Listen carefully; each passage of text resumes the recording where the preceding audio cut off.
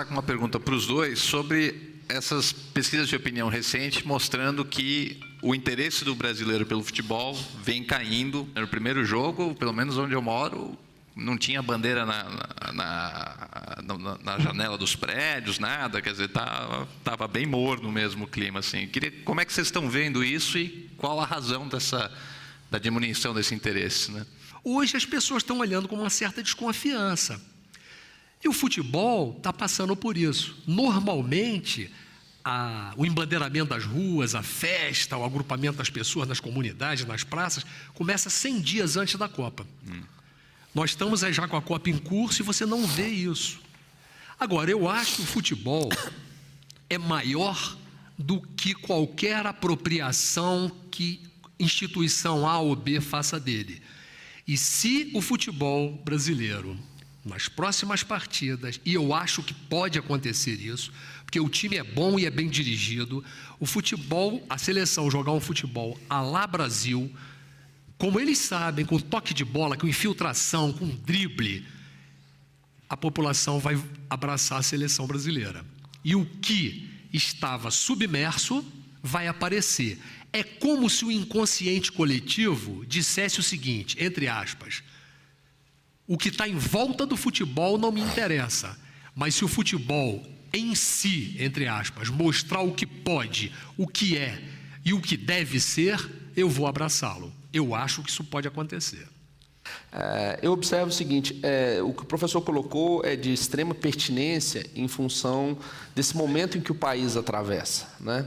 E muitas das vezes a população brasileira ela não consegue separar, se é que é possível separar, né? O futebol ele faz parte de uma cultura, faz parte da nossa sociedade, e aí a população ela fica um pouco assim meio confusa, né? Tipo assim, será que apoiar a seleção brasileira, eu particularmente vejo dessa forma, será que apoiar a seleção brasileira não seria estar apoiando a atual conjuntura política e econômica do país?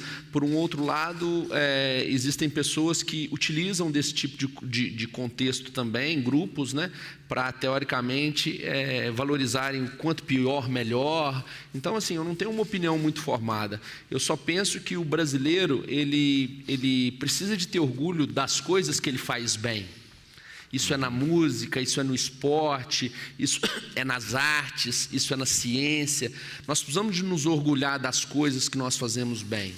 Né? E se a seleção brasileira ela está jogando bem, se a seleção brasileira que é uma seleção não politizada, é uma seleção que a maioria dos atletas moram até fora do país, né? Mas são pessoas que têm os seus familiares aqui, que enfrentam as mesmas dificuldades que nós da população aqui estamos enfrentando, essa seleção ela merece ser apoiada, sim pelo lado esportivo, não pelo lado político das coisas, né? A gente tem hoje aí situações, por exemplo, de presidentes da entidade maior com problemas na justiça. Isso tudo entristece o brasileiro, entristece o torcedor, aquele cara genuíno.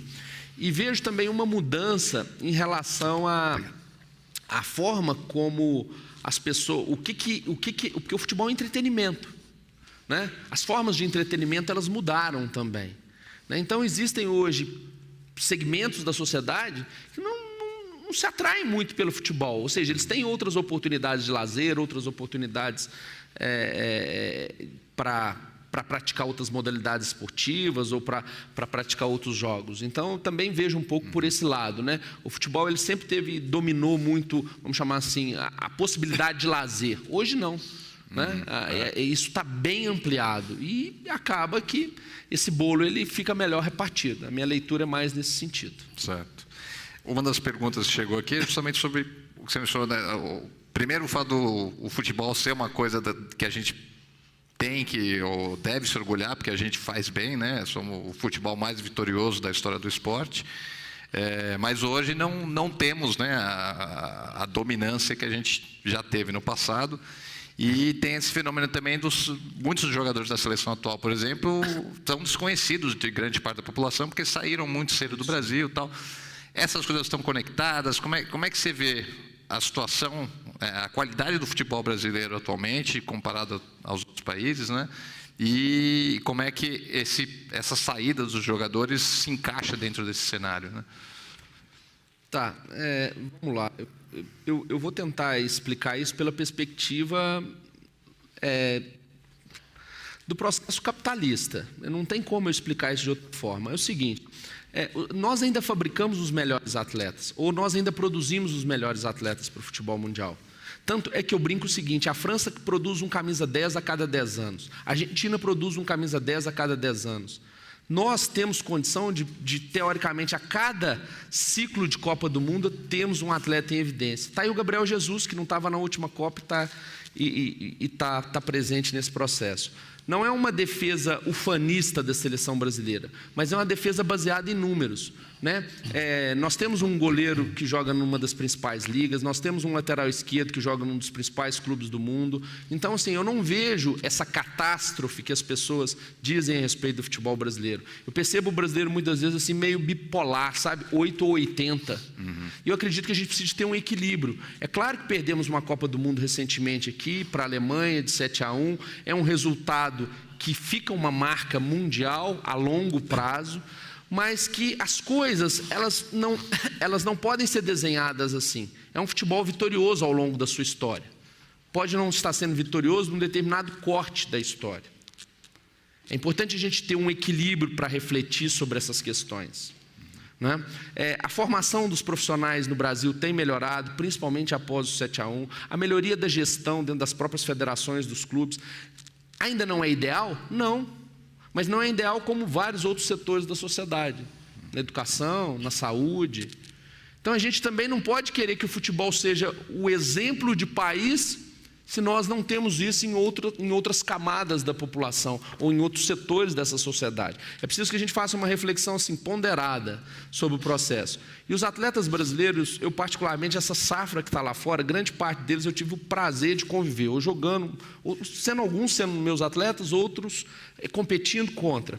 São pessoas preocupadas com a sociedade brasileira, com a situação do país. Muitas vezes não manifestam, porque hoje é assim, se você posta algo, se você diz algo, existe sempre o grupo contra e a favor. Mas são pessoas que se preocupam com essa situação. E o Tite tem tentado trazer isso também.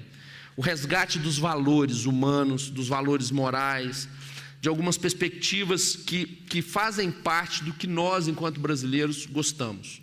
Então é importante a gente assim, pensar um pouco dentro dessa linha de raciocínio. Sair cedo, eles saem cedo porque tem muito talento, gente.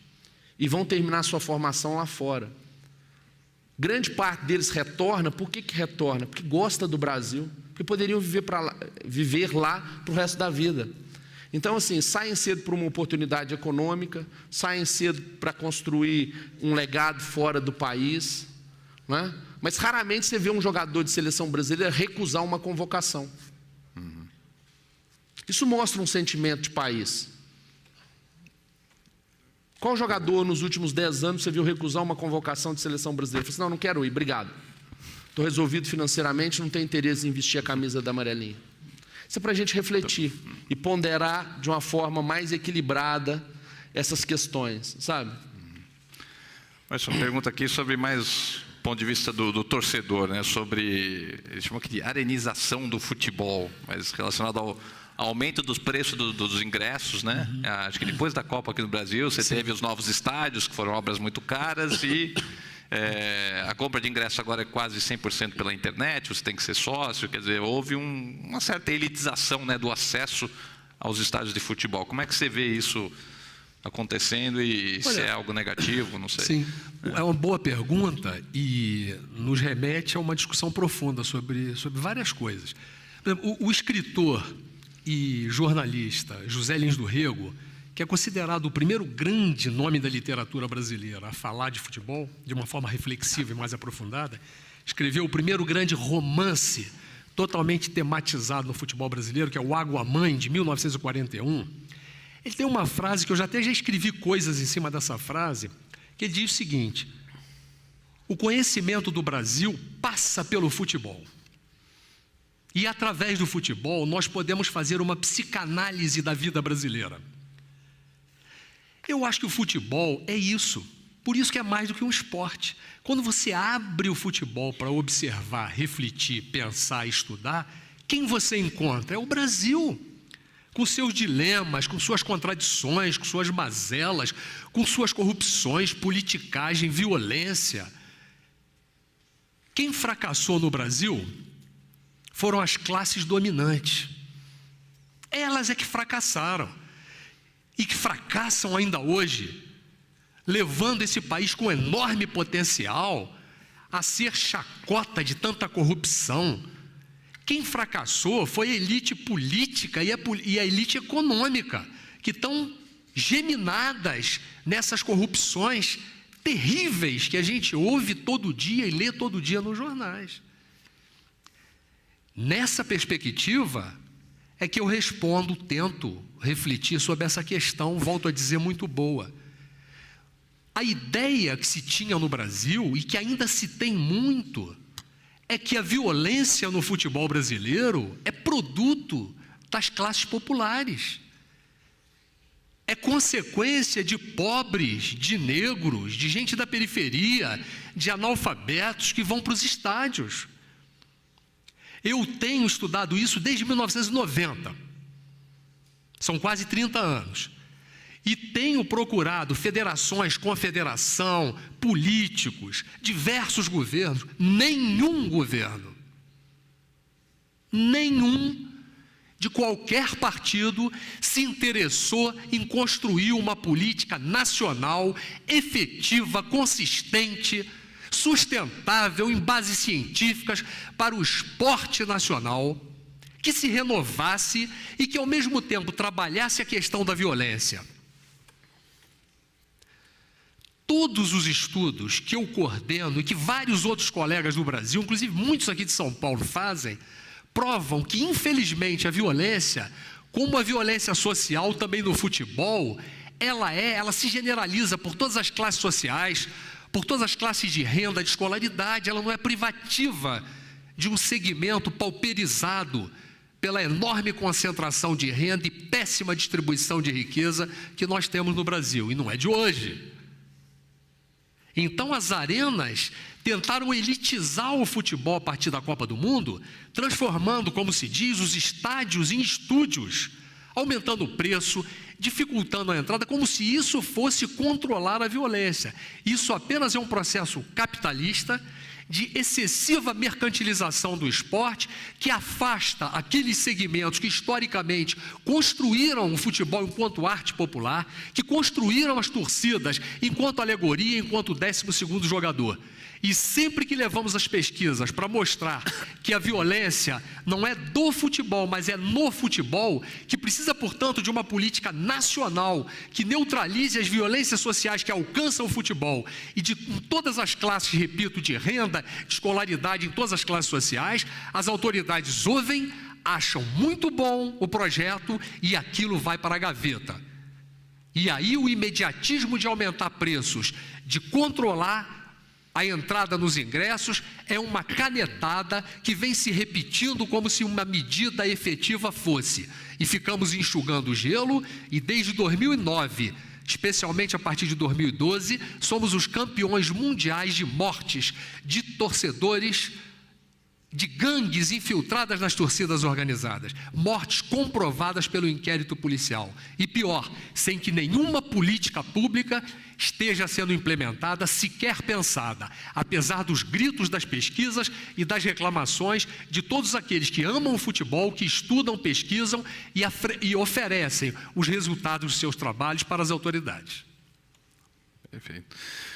Olha, você mencionou as mudanças desde o 7-1, né? O fatídico 7-1 contra a Alemanha. Queria que você detalhasse isso um pouquinho mais.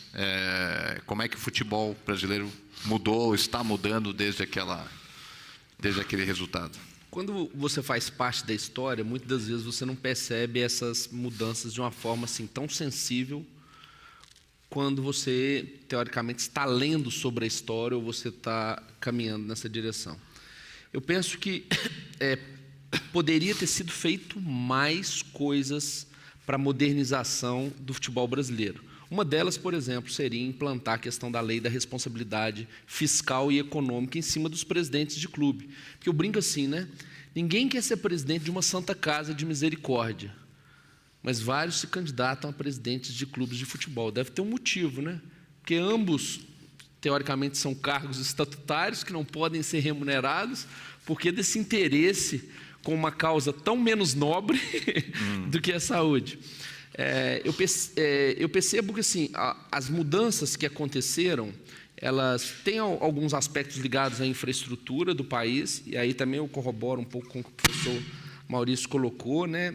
As estruturas melhoraram, mas elas acabaram não sendo oferecidas para a população como um todo, né? Existe um processo de elitização, principalmente das arenas, e isso é muito nocivo para o futebol enquanto cultura, mas ficou-se um legado em relação às reformas dos estádios no Brasil, se a gente olhar. É claro que teve um custo, esse custo muitas das vezes não é o estádio que foi caro, eu acho que é importante a gente pensar um pouco sobre essa ótica. São as pessoas que desviaram o dinheiro em cima daquele estádio.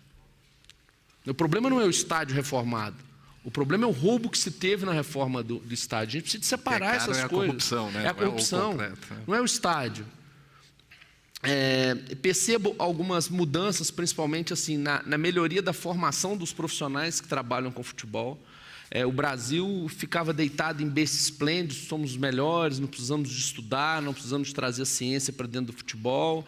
E hoje, esse marco da Copa de 2014, ele despertou, não só em quem está em cima da cadeia produtiva, vamos pensar assim nos treinadores que estão dirigindo os principais clubes do Brasil, mas como também em toda essa cadeia que vai até os profissionais que estão trabalhando com as crianças no projeto, a necessidade de um olhar um pouco mais ampliado sobre esse contexto. Então, eu vejo um pouco de legado nesse sentido, mas vejo um legado principalmente por parte da sociedade. Ela está mais politizada em relação ao futebol. Ela não aceita mais as coisas como foi na década de 70, do uso, teoricamente, de uma seleção próxima a um regime político. Então, assim, a sociedade está mais crítica em relação a isso. A sociedade, ela, como se diz, ela não está amando cegamente o futebol. E talvez esse seja um dos motivos desse questionamento, né, que o brasileiro hoje se faz. Eu torço ou não torço? Eu gosto, mas ao mesmo tempo, poxa, tem tanta coisa ruim que acontece no futebol, de corrupção, de compra de arbitragem, né? Mas também vejo pessoas boas entrando para o ambiente do futebol, tentando fazer coisas boas, como, por exemplo, aqui na própria Federação Paulista. Sabe, as pessoas preocupadas não só com a formação de atletas, mas com a formação humana. E aí eu destaco muito o nosso tetracampeão Mauro Silva, que é um cara que faz um trabalho, não digo esportivo, mas social, principalmente nos clubes do interior, muito forte. Então, assim, como eu sou um otimista por natureza, eu procuro observar as coisas boas que caminharam. Mas ainda sinto que esse crescimento ele é muito tênue. A gente poderia ter avançado mais se fôssemos um país mais sério e não colocássemos para debaixo do tapete os nossos problemas, né? A gente coloca ainda muito para debaixo do tapete os problemas de federação, de clubes, de presidentes que gerenciam mal o clube, e aí vem um conselho deliberativo e aprova as contas daquele clube. Você está entendendo? Então a gente precisa de melhorar muito a gestão. Acho que a gestão avançou muito pouco. Dentro do campo se melhorou muito. Mas talento de jogador pouco. Não continua igual antigamente. É difícil fazer essas comparações, assim, principalmente para mim que sou do ambiente do futebol, porque existe um imaginário, e normalmente a pessoa que trabalha com futebol especificamente, ela vê a coisa de uma forma muito técnica. Por exemplo, eu consigo ver um jogo da seleção de 70 e não ver todo o brilhantismo. Eu vejo um cara chutando uma bola e ela sai na linha de fundo. Então, assim, eu não consigo ver essa diferença técnica que se fala tanto. O que eu acho que melhorou muito foi a profissionalização dos atletas. Os atletas se tornaram mais profissionais. Eu não sei te dizer se a quantidade de atletas revelados ela aumentou ou diminuiu. Eu precisaria de fazer um estudo nesse sentido. Bom, uma das coisas mais difíceis de moderar esses eventos aqui é que vem muita pergunta boa. Eu estou com um bolo aqui, daria para colocar todas elas. Então, obrigado aí, pessoal, que estão mandando as perguntas. Não vai dar para fazer todas. Então, vou selecionar aqui meio por quantidade. Tem várias perguntas tocando na questão do futebol feminino. Então, queria que você avaliasse por que isso não decola, é falta de apoio institucional, é verba, ou realmente as pessoas não têm interesse? Como é que você... O que precisa acontecer para... A questão do futebol feminino é outra questão que, através do futebol, quem você encontra na tua frente, na primeira análise, é a sociedade. A sociedade brasileira é muito conservadora. Não nos iludamos. A sociedade brasileira não começa e termina no MASP da Avenida Paulista. Eu viajo muito aí pelo interior. É alguma coisa assustadora. E nessa visão extremamente conservadora, a exclusão da mulher ainda é enorme. A violência contra a mulher é imensa. As estatísticas, as pesquisas, todos os dias mostram que isso aumentou. Então, a violência contra a mulher ocupando o mesmo cargo que os homens em profissões quaisquer, ela ganha menos. Você olha, por exemplo, mais ou menos nós temos em torno de 51%, estou arredondando, da população brasileira de mulheres e 49% de homens. E no Congresso Nacional a representação, estão até falando em cota agora, é em torno de 8% a 10% da representação. Então, nos altos magistrados, na Corte Suprema do Brasil, nós temos de 11 membros, 2 mulheres, não é isso? E assim vai. Então, o problema do futebol feminino, ele expressa o problema da exclusão de gênero na sociedade brasileira, a exclusão da mulher. As mulheres jogam bem, gostam e entendem de futebol. O jornalismo esportivo tem crescido muito a participação da mulher, sim, mas há um movimento na redação, que é mulheres de redação, que é algo mais ou menos semelhante ao movimento, um coletivo, vários coletivos de torcedoras, chamado Mulheres de Arquibancada. Porque vai entrevistar um jogador, o jogador resolve fazer uma gracinha, ou cantar, ou roubar um beijo. Então, a questão da mulher na sociedade brasileira é uma questão muito sensível. E isso se manifesta num evento grande, que é o futebol. Agora, eu sempre me pergunto o seguinte: se a Marta fosse homem, o que ela seria no Brasil? São essas exclusões. O futebol feminino, toda vez que ele acontece, ele tem acontecido bem. Mas o René Simões, que foi o técnico da seleção feminina de futebol, tive com ele no evento em Curitiba, agora semana passada, e ele diz que quando ele recebia as atletas dos clubes, a primeira coisa que ele pedia era uma avaliação odontológica, porque a imensa maioria vinha com problemas nos dentes. Como é que você pode ter um atleta de alto nível, de alto rendimento, com os dentes completamente em petição de miséria, como se dizia antigamente? Então, eu acho que a questão do futebol feminino é uma questão muito importante, mas que reflete uma questão maior, que é a questão, o papel e a necessidade de se quebrar esse preconceito na sociedade brasileira contra a mulher de uma maneira geral, em todos os setores. E aí eu me lembro, para encerrar, de uma frase do Einstein, muito boa, que o Einstein diz assim: triste época nossa, mais fácil é desagregar um átomo do que um preconceito. E é isso que acontece no Brasil com a mulher e com o futebol feminino. Bem, em relação ao futebol feminino, nós perdemos uma grande oportunidade. Porque a FIFA, no caderno de encargos dela para um país sediar a Copa, ela fazia exigências ao Brasil da implantação na Série A e na Série B de um campeonato feminino consistente. Nós, mais uma vez, demos aquele jeitinho brasileiro, né? Fizemos um evento patrocinado por um banco estatal, que foi a Caixa, um campeonato brasileiro de curta duração, para dizer que existia o campeonato brasileiro ou não. A CBF tem colocado os clubes na parede, e também, eu digo na parede, porque tem que ser dessa forma mesmo para as coisas acontecerem no futebol feminino, e tem marcado uma nova data para que realmente todos os clubes que estejam na Série A, eles tenham a sua equipe feminina disputando as principais competições. Vamos ver se mais uma vez o futebol brasileiro não vai arrumar um jeitinho, né? Que é o que os clubes tendem a fazer. Fazem as parcerias com outros clubes dali e realmente não implantam o futebol profissional feminino dentro das suas instalações, né? Os poucos exemplos que a gente tem, assim, que tem essa relação do futebol profissional com o futebol masculino e feminino, por muito tempo aqui no estado de São Paulo, Santos, né?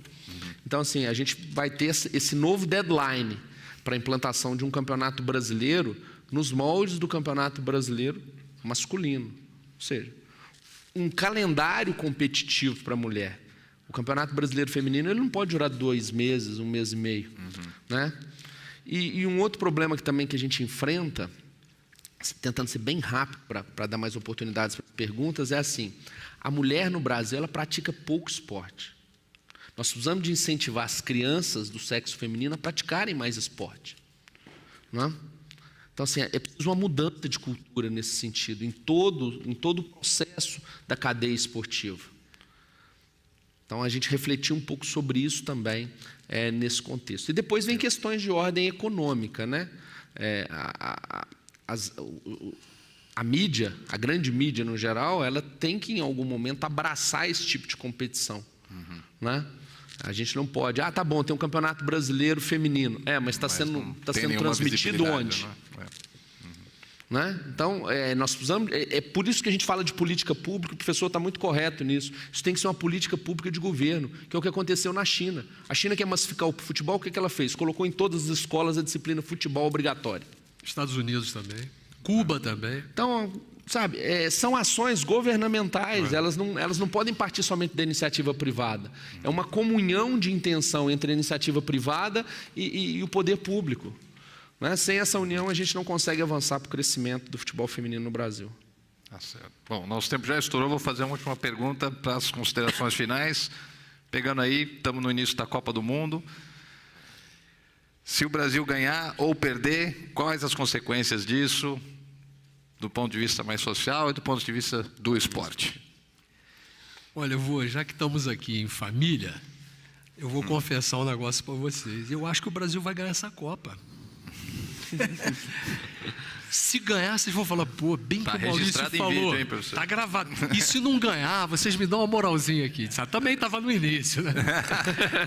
Eu acho que o Brasil vai ganhar essa Copa. Agora, o Barão Pierre de Coubertin, que trouxe de volta os Jogos Olímpicos, que pararam lá na Grécia Clássica, a partir de 1896, Pierre Barão de Coubertin, que era um educador, e ele via o esporte na perspectiva da educação, assim como o professor colocou, que eu também coloco e concordo plenamente. Ele dizia assim: a vitória é a maior busca de todas as pessoas na vida, e em todos os setores, na vida pessoal, profissional, familiar, esportiva. A vitória é o que a gente mais busca.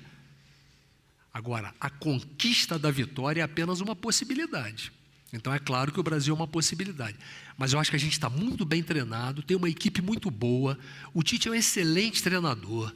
Eu acho que fizemos uma preparação muito boa e acho que temos time para ganhar essa Copa.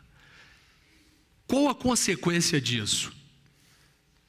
Eu venho um pouco mais de longe do que vocês e me lembro, na Copa de 70, que era ditadura, governo Médici, a época mais sombria, da sombria ditadura militar brasileira, em que todos nós, eu era estudante na universidade, todos nós íamos torcer contra.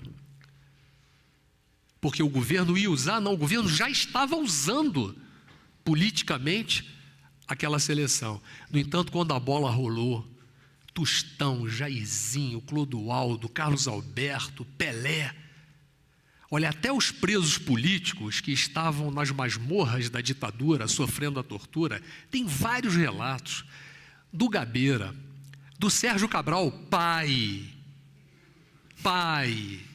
um grande brasileiro, inclusive. Sérgio Cabral, pai. Para quem não sabe, está com Alzheimer em último grau e já não sabe nem mais que tem um filho. O que levou o Inácio de Loyola Brandão a escrever um artigo no Globo dizendo: nunca pensei que o Alzheimer pudesse ser tão bem-vindo. Mas é uma realidade. Então, eles relatam, e outros presos políticos, que torciam pelo Brasil, que tinham combinado os coletivos da cadeia de torcer contra o Brasil. Na verdade, é claro que tudo aquilo que alcança a alma popular, os governos, todos os governos, de todas as ideologias, de todos os matizes, vão tentar usar. E o futebol também vai tentar ser usado. Agora, existe uma autonomia relativa. O futebol foi vitorioso em 1970 e nem por isso a ditadura não perdeu as primeiras eleições do partido de governo da Arena, lembra disso? Para o MDB. Estou fazendo uma partilha aqui com meu parceiro de faixa etária. Mas não é verdade? Foi isso, nem por isso. Nós já estudamos isso lá na universidade. O Brasil ganhou, o Médici usou, botava o radinho, né? Acertou até o placar, 4-1, Brasil contra a Itália no final. Aquele gol lindíssimo do Carlos Alberto Torres, que para mim é um dos mais bonitos da história de todas as Copas. Por que não foi 3-1 ou 5-1? Ele falou vai ser 4-1 e foi. Aquilo foi usado pela propaganda política do governo, que tinha uma cabeça pensante diabólica, mas que a gente tinha que respeitar, porque era extremamente culto, extremamente inteligente, que era o Golbery do Couto Silva. E, no entanto, na primeira eleição, a população votou contra o partido do governo, que era a Arena, e o partido contra, enfim, dentro do que era possível naquele momento, era o MDB, que depois virou PMDB e agora voltou ao MDB de novo. Então, o que eu acho que pode acontecer é o seguinte: se o Brasil ganhar, é mostrar que o futebol é uma marca vitoriosa da história da cultura brasileira, que nenhum governo corrupto, nenhum governo que despreza a sua população, nenhum governo mentiroso vai tirar o nosso prazer, a nossa alegria de comemorar uma vitória que vem das raízes da história social brasileira, que é a vitória no futebol. E se perder, que a gente caminhe bem, com um pouco mais de consciência, para as eleições de outubro. Valeu. Bem, eu vou responder essa pergunta pela perspectiva que sempre eu respondo quando encontro com os meus amigos e saio para tomar uma cerveja. Você está me fazendo essa pergunta para o profissional de futebol Varley ou para o torcedor Varley? O torcedor Varley deseja muito que a seleção brasileira conquiste o título e que a população brasileira, como o professor Maurício colocou, saiba separar o futebol da política e dos outros setores do processo. Eu acredito que a gente tem que comemorar as conquistas do Brasil no futebol, porque é algo que nos orgulha ao longo dos anos. Esse é o torcedor Varley. O profissional Varley enxerga que tem 5, 6 seleções que podem ganhar a Copa e que é uma competição onde existem pelo menos 4 equipes muito equilibradas e que pode pintar uma ou 2 surpresas aí, pelo menos do que a gente tem visto nessas 2 primeiras rodadas da primeira fase, e que eu não chegaria a cravar que o Brasil tem possibilidade de chegar, não. Penso que ele vai ter um jogo dificílimo agora contra a Costa Rica, nessa sexta-feira, e que se as coisas se engrenarem, se o Brasil conseguir colocar em campo tudo aquilo que vem sendo demonstrado nas partidas anteriores, e essa autoconfiança, esse processo de tranquilidade voltar, o Brasil pode caminhar e tem equipe para conquistar uma nova Copa do Mundo. Nós temos uma equipe de muita qualidade técnica, temos um comandante onde você vê a seleção focada no esporte e não no negócio futebol. Então, você não pega casos como a gente pegava em outras Copas de atletas discutindo valores ali dentro. Não, as transferências foram feitas antes do início da Copa, as vendas, essas questões todas. Então, eu percebo que a gente tem potencial para isso. Mas tem boas seleções aí que ainda vão brigar, a própria Alemanha, a Argentina. Eu percebo que tem seleções que podem chegar e nos dificultar. Talvez a Inglaterra seja uma boa surpresa, porque vem de uma seleção sub-17, sub-19, que agora chega ao Mundial. Vai ficar, a Copa do Mundo, eu sempre brinco o seguinte, fica entre as equipes clássicas do futebol mundial. Uma Espanha que pode estar se recuperando aí também, vai estar nessa direção. Já estou cravando alguma coisa aí no sentido. Eu ia pedir um bolão para fechar o evento aqui, no meu bolão, um resultado, mas... No meu bolão particular, lá eu coloquei Brasil e Alemanha, final. Brasil e Alemanha. Novamente, para podermos retribuir. Outro dia, lá na universidade, fizeram uma pergunta num debate, aí todo mundo falou isso. O que o professor falou, que é correto. Tem 4 ou 5 disputando e tal, não sei o quê. Aí eu falei, mas vamos assumir essa alegria. O Brasil vai ser campeão. E a final vai ser Brasil contra o Brasil mesmo. Eu acho que o Brasil só pode perder para ele, hein? E eu não sou ufanista, não, hein? Eu sou um crítico radical da corrupção da CBF, dos clubes e das federações e das políticas públicas que não existem no futebol brasileiro. Mas volto a dizer, nenhum governo corrupto, sem vergonha, vai tirar a alegria da gente torcer por uma marca vencedora que fez grande parte da história da cultura brasileira, que é o futebol. Tá certo. Bom, com essa mensagem eu encerro, pessoal. Obrigado pelas perguntas, obrigado pela presença. Mês que vem estamos de volta. Até a próxima. Obrigado. Muito obrigado.